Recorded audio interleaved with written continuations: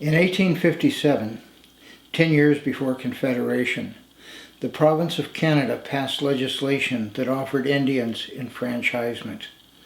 Perhaps better understood, recognition as a British subject.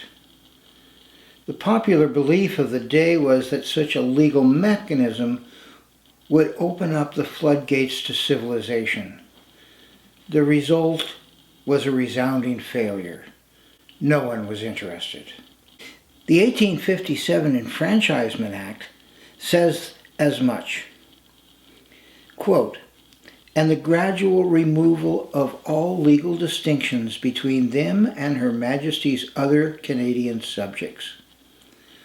What are these rights spoken of here? What are these legal distinctions? So, for 50 acres of land previously reserved for the band, an Indian man could sell his wife's and children's rights and the collective Indigenous territory. No wonder no one took the bait back in 1857. As usual, what was hidden in plain sight and basic to British and international law was that the Indigenous people had more than just a claim to land and rights. But as the original nations and peoples, they had an underlying ownership of what 100 years earlier King George III had himself claimed dominion over. Just what sort of nation creates equality by taking away the inherent legal rights of some of its citizens? You'd have to be a fool to play that game. But today the game is still being played. Now it is for pipelines and development that threaten the natural health of our land. Today the Prime Minister of Canada says that Indians can't say no. They don't have a veto. That's what he says. He bases this on an old idea that the tides of time have washed away those legal distinctions that were our assurance we could live in peace alongside our settler neighbours. He says that many laws of Canada have prescribed a place for people of Indigenous ancestry in Confederation, and that has dissolved their right to self-determination. And as alternative to real Indigenous rights, he suggests we reconcile ourselves to the feudal rights guaranteed to other Canadian citizens. Holding opinions like this demonstrates either ignorance or deceit. Obviously, young Mr. Trudeau has never seen or read the Royal Proclamation of 1763. Section 25 of Canada's present Constitution, the one his dad brought us, says that no guarantee of any other rights nullifies the rights recognized by the Royal Proclamation of 1763. Some Canadian scholars refer to the Royal Proclamation as the first Constitution of Canada. It does set up the first independent legislature that eventually evolved into modern Canada, and it outlines the powers of the new government. On the ground, however, attitudes and policies that had evolved in the 13 American colonies moved north into the newest British American colony. Within that historical context of settler colonialism, there were people who saw Indian integration as the way forward. And on the other hand, there were those who believed that Indians should be exterminated. This debate was characterized at the policy level by Sir William Johnson, the Crown Superintendent of Indian Affairs, who promoted recognition of Indigenous rights and the slow and compassionate integration of Indigenous people. On the other side of the fence was Field Marshal Jeffrey Amherst, who championed and practiced genocide.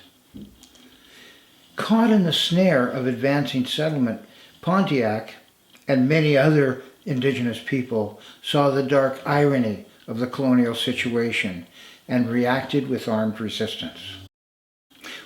With the Royal Proclamation of 1763, King George III sided in theory with Johnson, while the growing population of the Canadian province took whatever measures necessary to displace and destroy the indigenous people and ecology. The Royal Proclamation, while representing the essence of colonial hypocrisy, does leave us with a clear understanding that the Crown recognized the underlying indigenous sovereignty to land, and that this underlying sovereignty to land could not be violated and could only be alienated upon consent. It is true that King George intended Canada to be a place of settlement and resource extraction. The first paragraph is explicit.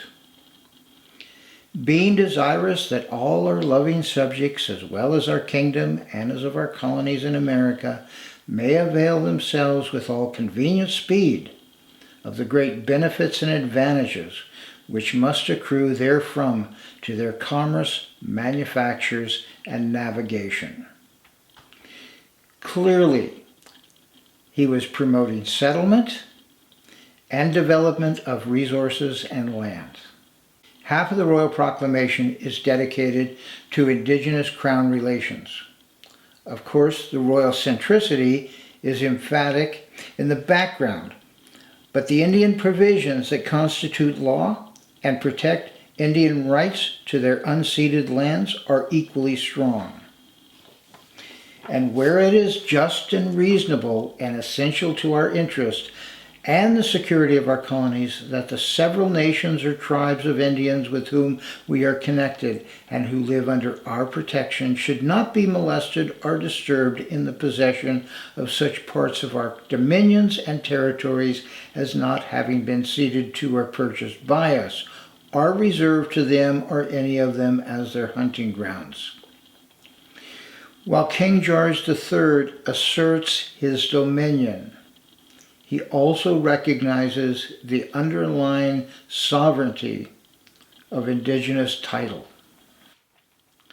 As a solemn promise, King George sets down the conditions under which, and I will quote, "To the end that the Indians may be convinced of our justice and determined resolution to remove all reasonable cause of discontent. At any time, any of the said Indians should be inclined to dispose of the said lands, the same shall be purchased only for us, in our name, at some public meeting or assembly of the said Indians, to be held for that purpose by the governor or the commander-in-chief of our colony, respectively within which they shall lie." That phrase makes it absolutely clear that consent is necessary.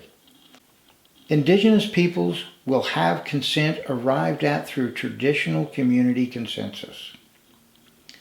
One must objectively deduce that with consent also comes the right to say no. By asking and obtaining Indian signatures on the Royal Proclamation in 1764, the document, the Royal Proclamation of 1763, became the Treaty of Niagara. Young Mr. Trudeau is wrong. Aboriginal people do have a veto. I often ask other Canadians if they own land. When they proudly raise their hands, I have to explain that under the rule of law, they actually don't. They don't have Indigenous rights. Under the rule of law, only the Crown and Indigenous people can actually own land. That is why settlers have to take out a license to build on land, or to put in a well, or hunt and fish, or even take a crop. If Canadians get ill or otherwise fall into poverty and can't keep up with their taxes, the land is reclaimed by the Crown. The rule of law is the state, and the state is just the King's rule in absentia.